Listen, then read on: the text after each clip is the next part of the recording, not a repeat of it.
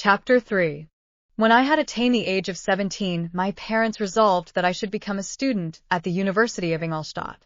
I had hitherto attended the schools of Geneva, but my father thought it necessary for the completion of my education that I should be made acquainted with other customs than those of my native country. My departure was therefore fixed at an early date, but before the day resolved upon could arrive, the first misfortune of my life occurred, an omen, as it were, of my future misery. Elizabeth had caught the scarlet fever, her illness was severe, and she was in the greatest danger. During her illness, many arguments had been urged to persuade my mother to refrain from attending upon her. She had at first yielded to our entreaties, but when she heard that the life of her favorite was menaced, she could no longer control her anxiety. She attended her sickbed. Her watchful attentions triumphed over the malignity of the distemper. Elizabeth was saved, but the consequences of this imprudence were fatal to her preserver. On the third day my mother sickened. Her fever was accompanied by the most alarming symptoms, and the looks of her medical attendants prognosticated the worst event. On her deathbed the fortitude and benignity of this best of women did not desert her. She joined the hands of Elizabeth and myself.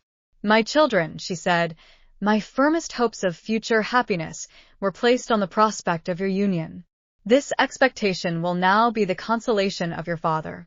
Elizabeth, my love, you must supply my place to my younger children. Alas! I regret that I am taken from you, and, happy and beloved as I have been, is it not hard to quit you all? But these are not thoughts befitting me. I will endeavor to resign myself cheerfully to death, and will indulge a hope of meeting you in another world." She died calmly, and her countenance expressed affection even in death. I need not describe the feelings of those whose dearest ties are rent by that most irreparable evil, the void that presents itself to the soul, and the despair that is exhibited on the countenance.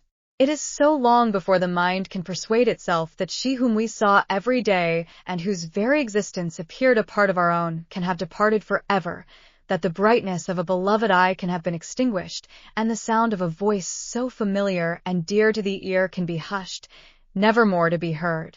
These are the reflections of the first days, but when the lapse of time proves the reality of the evil, then the actual bitterness of grief commences. Yet from whom has not that rude hand rent away some dear connection? And why should I describe a sorrow which all have felt, and must feel? The time at length arrives when grief is rather an indulgence than a necessity, and the smile that plays upon the lips, although it may be deemed a sacrilege, is not banished. My mother was dead, but we had still duties which we ought to perform. We must continue our course with the rest, and learn to think ourselves fortunate whilst one remains whom the spoiler has not seized. My departure for Ingolstadt, which had been deferred by these events, was now again determined upon. I obtained from my father a respite of some weeks. It appeared to me sacrilege, so soon to leave the repose, akin to death, of the house of mourning and to rush into the thick of life. I was new to sorrow, but it did not the less alarm me. I was unwilling to quit the sight of those that remained to me, and above all, I desired to see my sweet Elizabeth in some degree consoled. She indeed veiled her grief, and strove to act the comforter to us all. She looked steadily on life, and assumed its duties with courage and zeal. She devoted herself to those whom she had been taught to call her uncle and cousins. Never was she so enchanting as at this time, when she recalled the sunshine of her smiles, and spent them upon us. She forgot even her own regret in her endeavors to make us forget. The day of my departure at length arrived. Clovis spent the last evening with us. He had endeavored to persuade his father to permit him to accompany me and to become my fellow student, but in vain. His father was a narrow-minded trader and saw idleness and ruin in the aspirations and ambition of his son. Henry deeply felt the misfortune of being debarred from a liberal education. He said little, but when he spoke I read in his kindling eye and in his animated glance a restrained but firm resolve not to be chained to the miserable details of commerce. We sat late. We could not tear ourselves away from each other, nor persuade ourselves to say the word farewell. It was said, and we retired under the pretense of seeking repose, each fancying that the other was deceived.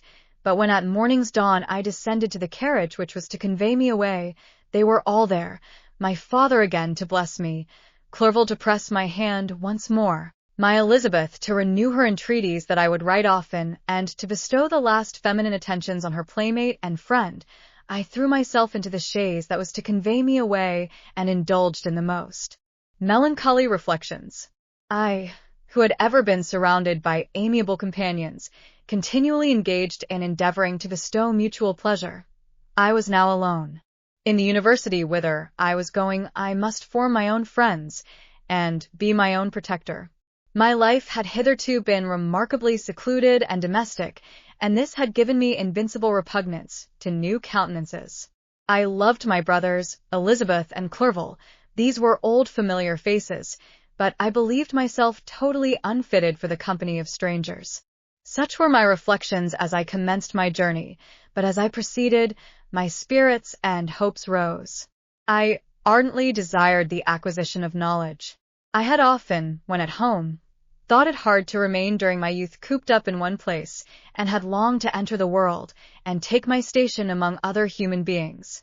Now my desires were complied with, and it would, indeed, have been folly to repent that I had sufficient leisure for these and many other reflections during my journey to Ingolstadt, which was long and fatiguing. At length the high white steeple of the town met my eyes. I alighted, and was conducted to my solitary apartment to spend the evening as I pleased. The next morning I delivered my letters of introduction, and paid a visit to some of the principal professors. Chance, or rather the evil influence, the angel of destruction, which asserted omnipotent sway over me from the moment I turned my reluctant steps from my father's door, led me first to M. Krempe, professor of natural philosophy. He was an uncouth man, but deeply imbued in the secrets of his science. He asked me several questions concerning my progress in the different branches of science appertaining to natural philosophy. I replied carelessly, and partly in contempt, mentioned the names of my alchemists as the principal authors I had studied. The professor stared. "Have you," he said, "really spent your time in studying such nonsense?" I replied in the affirmative. "Every minute," continued M. Krempe with warmth, "every instant that you have wasted on those books is utterly and entirely lost. You have burdened your memory with exploded systems and useless names. Good God! In what desert land have you lived, where no one was kind enough to inform you that these fancies which you have so greedily imbibed are 1,000 years old and as musty as they are ancient? I little expected, in this enlightened and scientific age, to find a disciple of Albertus Magnus and Paracelsus. My dear sir, you must begin your studies entirely anew." So saying, he stepped aside and wrote down a list of several books treating of natural philosophy which he desired me to procure, and dismissed me after mentioning that in the beginning of the following week he intended to commence a course of lectures upon natural philosophy in its general relations, and that M. Waldman, a fellow professor, would lecture upon chemistry the alternate days that he omitted. I returned home not disappointed, for I have said that I had long considered those authors useless whom the professor reprobated, but I returned not at all the more inclined to recur to these studies in any shape. M. Krempe was a little squat man with a gruff voice and a repulsive countenance. The teacher, therefore, did not prepossess me in favor of his pursuits.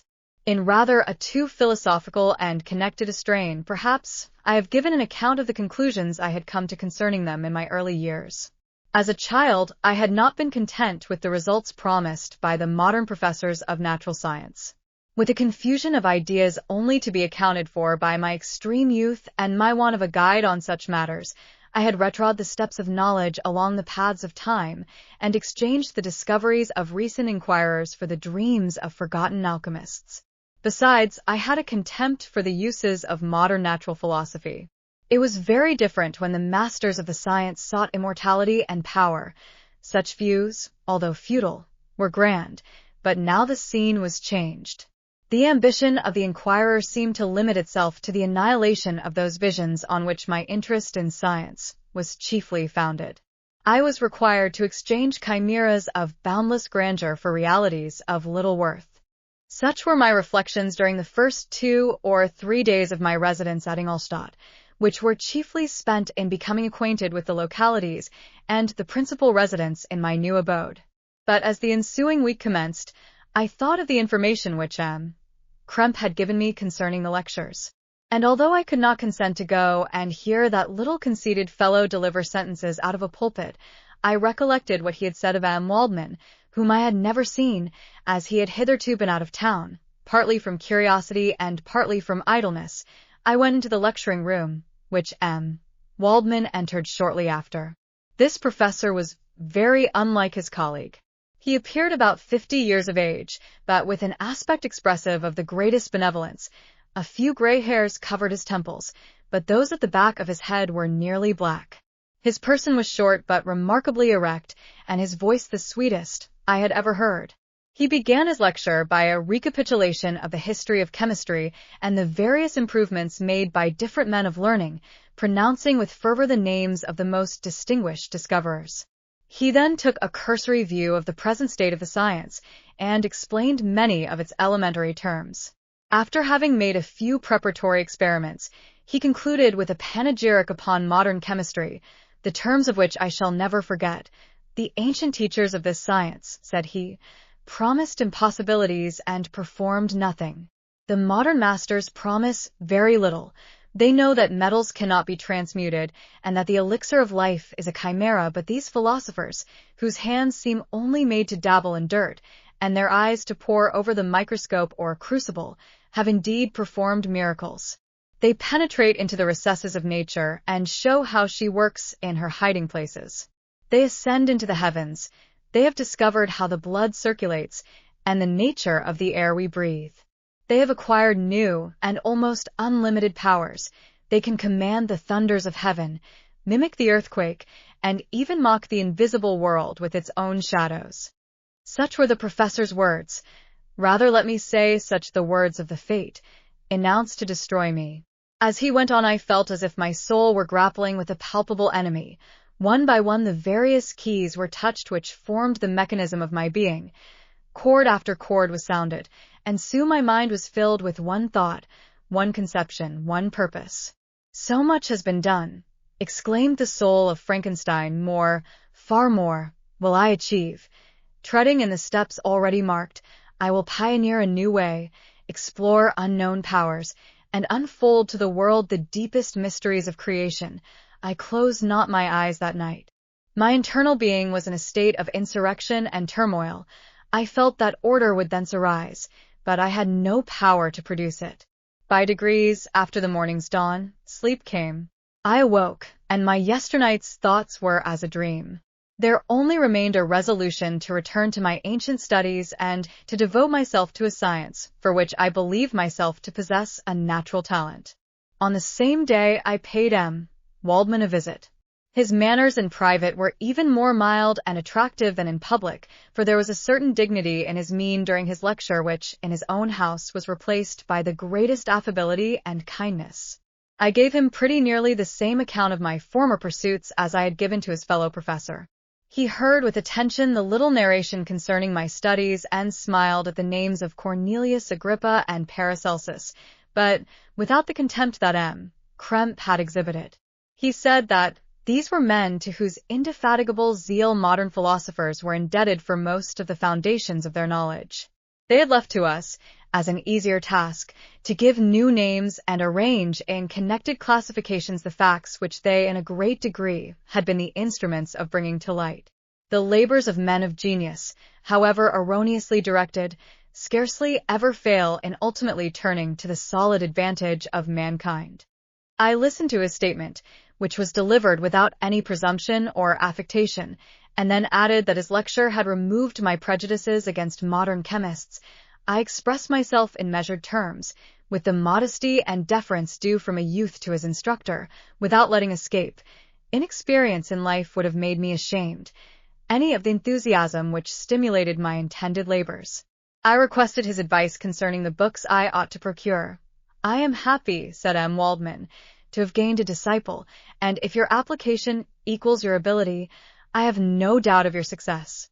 Chemistry is that branch of natural philosophy in which the greatest improvements have been and may be made. It is on that account that I have made it my peculiar study, but at the same time, I have not neglected the other branches of science. A man would make but a very sorry chemist if he attended to that department of human knowledge alone. If your wish is to become really a man of science and not merely a petty experimentalist, I should advise you to apply to every branch of natural philosophy, including mathematics. He then took me into his laboratory and explained to me the uses of his various machines, instructing me as to what I ought to procure and promising me the use of his own when I should have advanced far enough in the science not to derange their mechanism. He also gave me the list of books which I had requested, and I took my leave. Thus ended a day memorable to me. It decided my future destiny.